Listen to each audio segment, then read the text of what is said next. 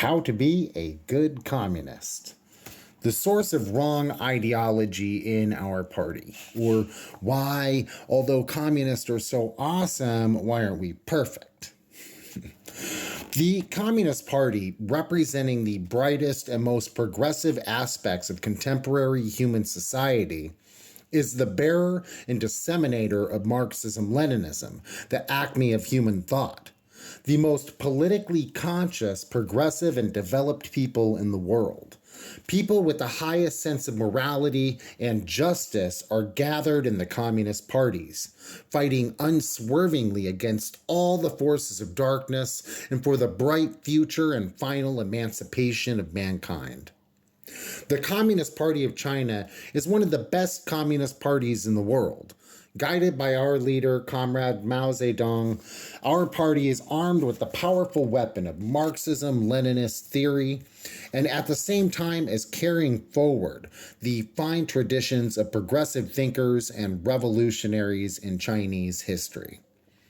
It represents the most progressive and brightest aspects of Chinese society, and the finest sons and daughters of the Chinese nation are gathered within its organized ranks.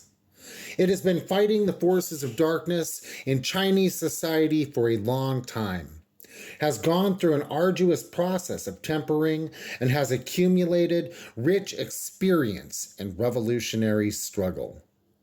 In all this, we communists can justly take pride.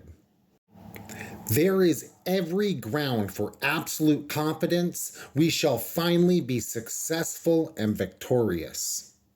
However, we cannot say yet that everything in our organization is perfect, or that there are no shortcomings and faults, nor can we say that our ranks are free from unsound and even bad elements, who might be quite capable of any sort of nastiness.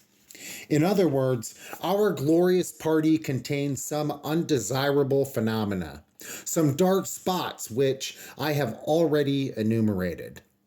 And this part is funny, y'all. Now, when a family acquires an ugly son-in-law or daughter-in-law, it cannot always keep him or her away from the guests, even if we wanted to do so by taking the attitude of trying to conceal the family shame.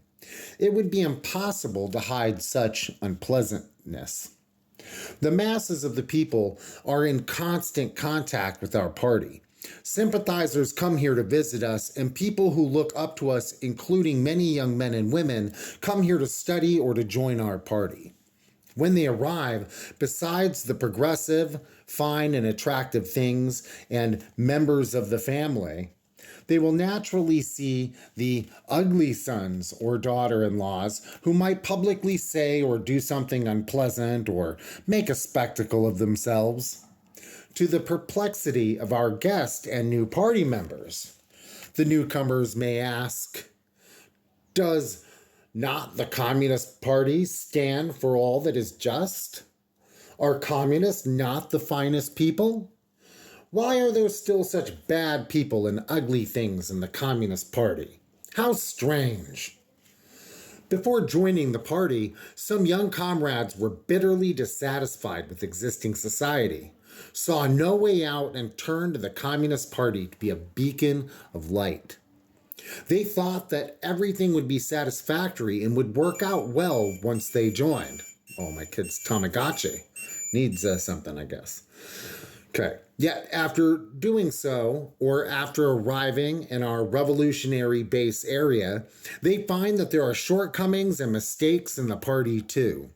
And in real life, not everything is satisfactory. Much that would satisfy them would not be in the interest of the revolution and the party. And so they feel reality is not entirely as they pictured it. And some begin to have doubts and feel puzzled. They ask, why are such things to be found in the Communist Party as well? Before coming to Yan'an, or before enrolling in the anti-Japanese military and political college, some people imagined Yan'an and the college would live up to their dreams. But after their arrival and enrollment, they do not find everything to their satisfaction and are perplexed. They ask, how can such things happen even in Yan'an and the anti-Japanese college? And failing to find answers, some even become pessimistic and disheartened. Don't you? We see that in the United States. People don't see perfection. And so we become pessimistic and disheartened instead of more motivated to get involved and to be patient and persistent. Okay. Anyways, back to the text. Their questions should alert our party members and cadre and be a lesson to them so that they will give serious attention to guiding and taking care of all new party members and all who are moving in our direction and to ensuring they are not adversely affected. But quite apart from this, we should explain things clearly to comrades inside and outside the party. Why are there still such undesirable things in our splendid party? The reason, I think, is rather simple. Our party has not fallen from the skies, but has grown out of Chinese society. In general, our party consists of the finest sons and daughters of our country, the vanguard of the Chinese proletariat. But they come from all strata of the old society. And in China today, there exists exploiting classes and the influence of these classes, selfishness, intrigue, bureaucracy, and various types of filth. We have many excellent party members who are not easily affected by such influences. But it is so strange that certain members bring some of the filth of the old society with them into our party of reflect it there? Is it so strange that a person that has just crawled out of the mud is still covered with slime? Of course not. It is only to be expected. It would be strange and indeed incredible if the ranks of the Communist Party were absolutely free from such filth. It may be said that so long as such filth exists in society, so long as classes and exploiting class influences exist in society, there is bound to be some filth in the Communist Party. It is precisely because there is such filth in society and in the party that it is the duty of the Communist Party to change existing society. And it is necessary for communists to remold, cultivate, and temper themselves. In addition to carrying on a struggle in society at large against everything evil and backward, it is imperative for us to carry on a struggle inside the party against every social evil and backward influence as mirrored in the party by facilitating and unsteady elements. This is a source of inter-party contradiction and struggle. Through struggle both inside and outside the party, we seek to change society and gradually rid it of its evils and backwardsness, and at the same time seek to perfect our party and remold our party members, and to resolve our inter-party contradictions, so that our party and its membership will become healthier and stronger. Stalin said, the source of the contradiction within the proletariat party lies in two circumstances. What are these circumstances?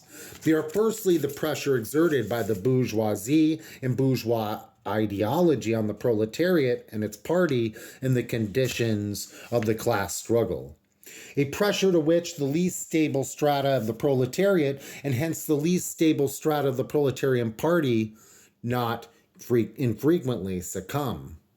It must not be thought that the proletariat is completely isolated from society, that it stands outside of society. The proletariat is part of society, connected with its diverse strata by numerous threads. But the party is a part of the proletarian. Hence, the party cannot be exempt from the connections with the influence of the diverse sections of the bourgeois society. The pressure of the bourgeoisie and its ideology on the proletariat and its party finds expression in the fact that bourgeois ideas, manners, customs, and sentiments not infrequently penetrate the proletariat and its party through definite strata of the proletariat that are in one way or another connected with bourgeois society. Read it in its entirety.